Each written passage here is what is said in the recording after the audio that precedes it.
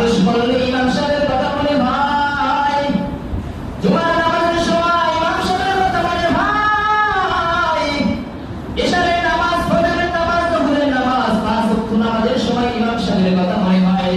কিন্তু একবার চিন্তা করছো যুবক, আগামীকালকে যে ঈদ আসতেছে, তোমার যে সম্পদ রয়েছে, তুমি ইমাম সাহেব এত কোটি কোটি টাকার তুমি মালিক রয়েছে, তোমার ঢাকা বাড়ি রয়েছে, তোমার গ্রামে 20 লক্ষ টাকা 1 কোটি টাকার মালিক রয়েছে, কিন্তু এই ইমাম সাহেবের যে 5 ওয়াক্ত নামাজ পড়ায় তোমার যে মাসিক একটা চাঁদা করা হয়েছে, ওই টাকা আগে তুমি দাও দিলাম। ও দুনিয়ার মানুষ, সারা বাংলাদেশ খবর নিয়ে দেখবেন ইমাম সাহেব হাফেজ সাহেবদেরকে কত সম্মান দেয়, কিন্তু আজকে আমরা ইমাম সাহেবকে যদি 500 টাকা দেয়, আমার আপনার চোখে ভেসে যায় যে ইমাম সাহেব বড়লোক হয়ে যান, ইমাম সাহেব বাড়ি করে ফেলবে। কিন্তু যুবক চিন্তা করে, ছোট বাড়িদের মার্কেট রয়েছে, ইমাম সাহেবের তো একটা সংসার রয়েছে, তার একটা সন্তান রয়েছে, তার বাড়িতে কি সব সন্তান নিজের মার্কেট বানিয়ে দিয়েছে, সেই চিন্তা তো করো না। সারা বাংলাদেশে সবাই সেই ইমাম সাহেবদের গোলাজ দেওয়া শেষ, কিন্তু এখন কিছু মসজিদের মুসল্লিদের এমন অবস্থা, কমিটিদের এমন অবস্থা যে ইমামদেরকে সম্মান দিতে দ্বিধাবোধ করে। তারা সবসময় চায় ক্ষমতা কিভাবে নিব, মসজিদের সভাপতি সেক্রেটারি কিভাবে হবো, কিন্তু এই চিন্তা করে না যে ইমাম সাহেবকে কিভাবে সম্মান করতে হবে।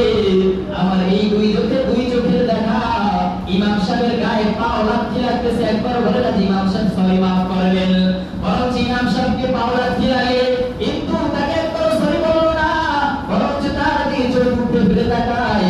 ও দুনিয়ার মানুষ 5 ওয়াক্ত নামাজ পড়ে তো জান্নাতে যেতে পারবে না। এই মার্গে আমাদের কি তোমাদেরকে শুধু মুক্তি শিক্ষা দিতে না, না না, আলেম ওলামাদের সাথে ব্যবহার ভালো করতে হবে।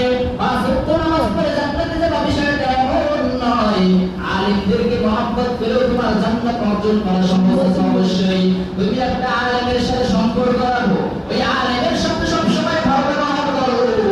আল্লাহ তাআলা চাইলে হতে পারে এই আলেমের সাথে ভালো ব্যবহার করার কারণে তোমাকে জান্নাত দিতে পারে। ও দুনিয়ার মানুষ, তাই বলবো সবসময় আলেম ওলামাদের প্রতি মহব্বত রাখবেন। আজকে দেখা যায় মসজিদে সামান্য একটু ময়লা থাকলে বাইরে থেকে এসে বলে ইমাম সাহেব এখানে ময়লা কেন, কি পরিষ্কার করেন, বেতন দাও 10,000 15,000 টাকা, কথা বলে 1 কোটি টাকা। ও দুনিয়ার মানুষ, ও মদিনা নবীর আশিকের দল, এই মসজিদের কাজ তো শুধু ইমাম সাহেবের নয়, এই মসজিদের ঝাড়ু দিয়ে অনেক মানুষ জান্নাতে গিয়েছে। সামান্য মসজিদে একটা ঝাড়ু দিয়ে ময়লাটা পরিষ্কার করে জান্নাতে গিয়েছে, অবশ্যই ঘটনা হয়েছে। কিন্তু তুমি তো চাইলে পারতা যে ইমাম সাহেবকে আদেশটা না করে নিজের ঝাড়ু নিজে দিয়ে দিতা। সুতরাং বলবো মালিকের আওয়াজ আলে তোমাকে কোনো শিক্ষা দেয়, কিন্তু তুমি বুঝো না হিংসা তাকাব্বুর অহংকার। কারণ ইমাম সাহেবকে মনে হয় যে ইমাম সাহেব তো আমার যদি আমার চাইতে টাকার কম, সব দিক দিয়ে কম। তাই বলবো যুবক ভাই, মালিকের আওয়াজ আলে একটা শিক্ষা গ্রহণ করো, জীবনে যাই করো না কেন কোনো মানুষকে কষ্ট দিব না। আর মসজিদে কখনো ক্ষমতার বাহাদুরি করবেন না, কারণ সবসময় চেষ্টা করবেন আমার মাধ্যমে যদি মসজিদ সুন্দরভাবে চলে আমি সেটাই চাইব।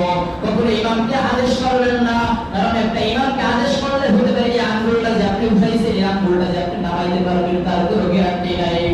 কারণ রাসূল সাল্লাল্লাহু আলাইহি ওয়াসাল্লাম হাদিসের মধ্যে বলেন ইন্নাল উলামা ওয়ারাসাতুল আমবিয়া, আমি নবীকে তোমরা দেখতে পারো না, আমার উম্মত আমার আলেম ওলামাদেরকে দেখে নাও, আমার আলেম ওলামারা যা করে আমি নবী যা করেছি তাই তাই করব। কারণ আলেমদেরকে মহব্বত করা মানে আমি নবীর সাথে মহব্বত করা, আমি নবীকে মহব্বত করা। আলেম ওলামাদের সাথে বেয়াদবি করা মানে নবীর সাথে বেয়াদবি করা। কারণ এই আলেম ওলামা কত কষ্ট করে পড়ালেখা করে, কারণ আলেম ওলামার সম্মান কখনো কিন্তু আল্লাহ